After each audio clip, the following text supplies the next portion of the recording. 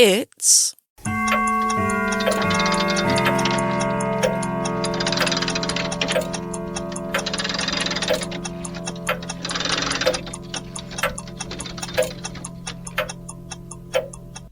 time for episode 19 of the Mystical Times blog podcast with me, Michelle Eve. This episode is about mysterious happenings at megalithic sites. I'll be sharing 3 experiences that have been sent to me. But before this episode gets started, I'd like to remind you that if you've had a spooky experience, then I love to hear about it. Send your email to spooky@mysticaltimesblog.com. These Stone Age sites are thousands of years old and can be found in many countries. Their original purpose and uses can only be guessed at, but people are still drawn to them today. Some of these sites are visited more than others, usually as they are well known. Some visitors believe these sites imbue some sort of mystical energy, whilst others see these sites as important in knowing the history of those who came before us.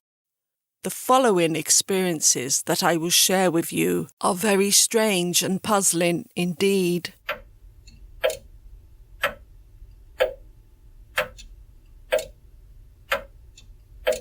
Bizarre happenings at Belas, Knapp. For the first experience, we go to Belas, Knapp in Gloucestershire. Belas, Knapp is a Neolithic chambered long barrow or burial chamber situated on Cleve Hill. When it was first excavated in the 1860s, 38 remains of people of all ages were found. In this first excavation, a circle of stones was found in the middle of the burial chamber, and there was evidence of small fires being lit, as though the relatives of those buried would sit amongst their dead. It has 4 chambers and 1 false portal, to show the workmanship of those who made the burial mound. It's a long walk to get to Belas, Knapp, and it feels as though it's in the middle of nowhere. Chris wrote to me to tell me about his strange experiences at Belas, Knapp. It was several years ago, around the summer solstice, when Chris and his friend Jimmy decided to spend that evening at Belas, Knapp. They were making themselves comfortable close to the long barrow when a noise became audible to them. It sounded as though there was nearby solstice revellers having a happy time and celebrating the solstice. As their ears became accustomed to what they were hearing, they noticed that all the voices were females, but couldn't make out what was being said. And whilst both Chris and Jimmy felt the voices were not malevolent, they both felt as though the atmosphere could have changed very quickly. As they were trying to figure out what direction these voices were coming from, Chris suddenly noticed that there were some small lights, around 50 of them, spread out over 5 square meters. These lights were a brilliant orange with a pink centre. Chris jumped over a small dry stone wall that surrounds part of Belas, Knapp, turned on his phone torch and got on his hands and knees to further inspect these strange lights. Chris thought these lights might have been balloon LEDs, possibly left behind by solstice revellers.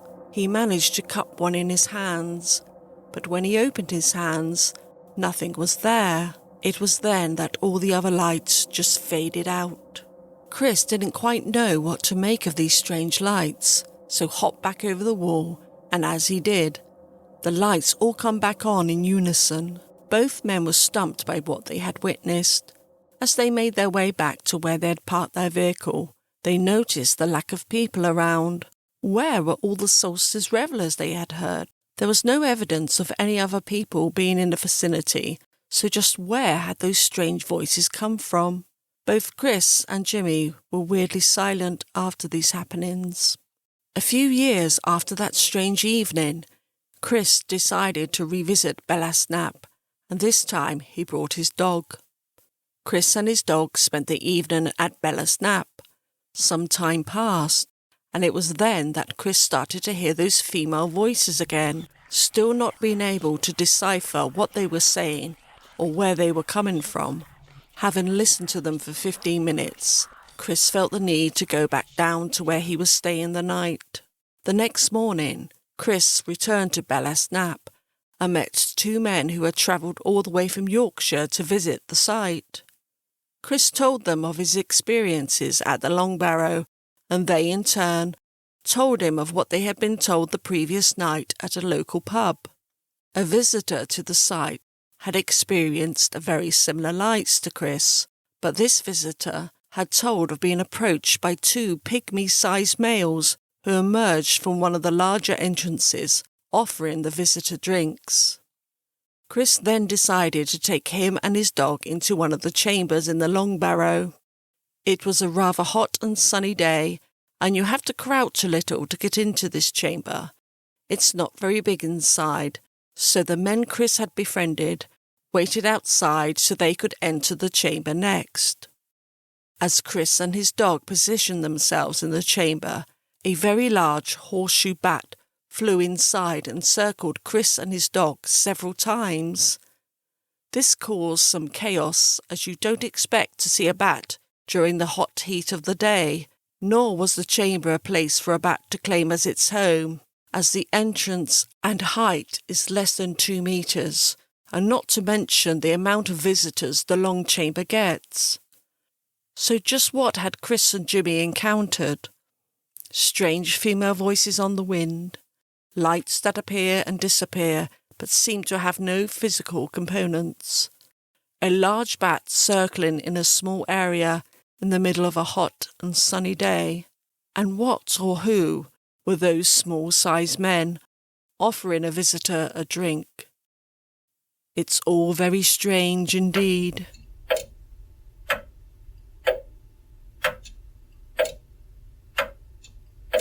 A strange sighting. This second experience happened at the site of Long Meg and her daughters, which is a Neolithic stone circle in Cumbria, and is said to be one of the largest stone circles in the UK. Historic records from the 17th century have recorded there were once 77 megaliths at one time. There are many myths and legends that surround the stones, including one where it is said that a coven of witches were turned to stone, and that's how the circle was made. There are some enigmatic designs on the stones, a spiral, a cup, and a ring mark, some of which are incomplete.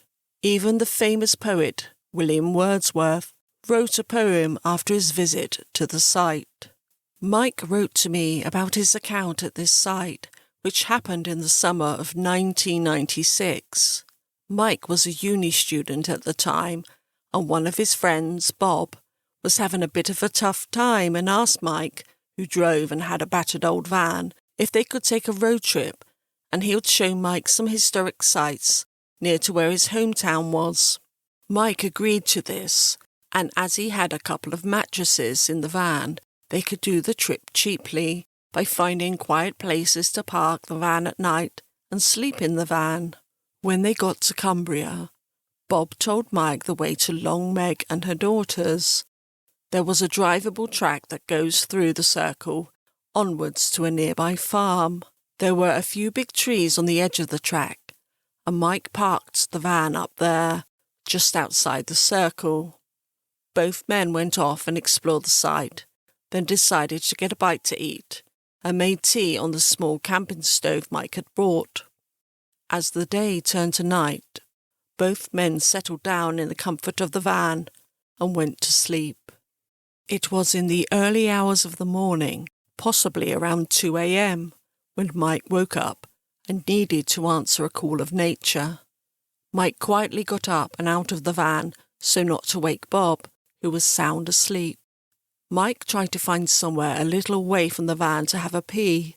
It was dark, but Mike could make out the van, the nearby farm and parts of the landscape.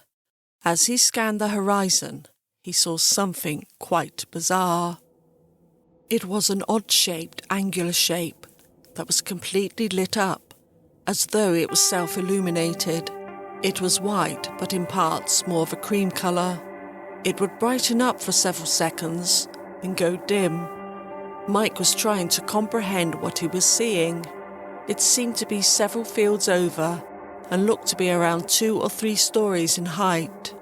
At first, Mike thought it would be some sort of outbuilding for the farmer, but he didn't remember seeing a building on the horizon like that during the day. Maybe it was some sort of art installation, for a rave perhaps. His mind then went on to it possibly being a UFO. It wasn't flying, so maybe it was a landed UFO. It was too far away to get nearer to, plus as it was dark and Mike didn't know the exact layout of the land, he decided not to try and get closer to it. It was very out of place, and the way the brightness kept changing was just weird. Just why had this odd thing showed itself to Mike? He stayed staring at it for a few more minutes, and it just kept becoming bright, then dimming. Mike eventually went back to the van and managed to get back to sleep.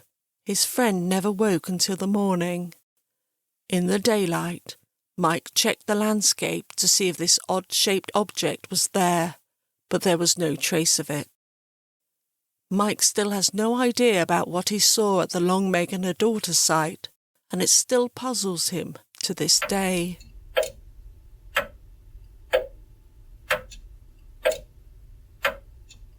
Fairy Led. The final strange experience that I will share with you is from Pete, who wrote and told me about what happened to him at a Bronze Age circle in Derbyshire. The stone circle is known as the 7 Stones of Hordron. The circle actually consists of 9 stones, or 11, depending on what you read. If you count the smaller stones, the number of stones is 23. Historic records show that there were 16 to 20 stones originally. Again, the stones in the circle have many myths and legends, particularly the fairy stone, which is said to possess the power to attract fairies, and it serves as a conduit between our world and theirs. There have been sightings of small lights hovering around the stones. Pete made a solo journey to visit the circle, the only other living creatures to be seen on that day, with the sheep grazing nearby. Pete was surprised that nothing could be heard from the busier areas that he had walked through to get to the site. In fact, he couldn't even hear the sounds of nature either. He said that the silence was palpable. Pete walked nearer to the circle and noticed small boulders, marking the way he should walk into the inner part of the circle. He carried on walking, but something made him stop. It was though he felt, in an innate way, that he needed to ask out loud for permission to enter, and as he did this, he felt an invisible and cold hand brush the left cheek of his face, and then a cold and chilled energy walked right through him. He said he gasped at this happening, and then the chilled feeling was instantly gone. He described as feeling refreshed, only slightly drained of energy, but felt a sense of being accepted amongst the energies that the stone circle possessed. He then walked towards the fairy stone and placed his hands on top of it, and felt a vibration coming from the stone, as though the energy pulsing through the stone came from the earth below and into Pete's energy field. He says it was a life-changing moment for him, and despite returning several times to this stone circle, it's never happened again.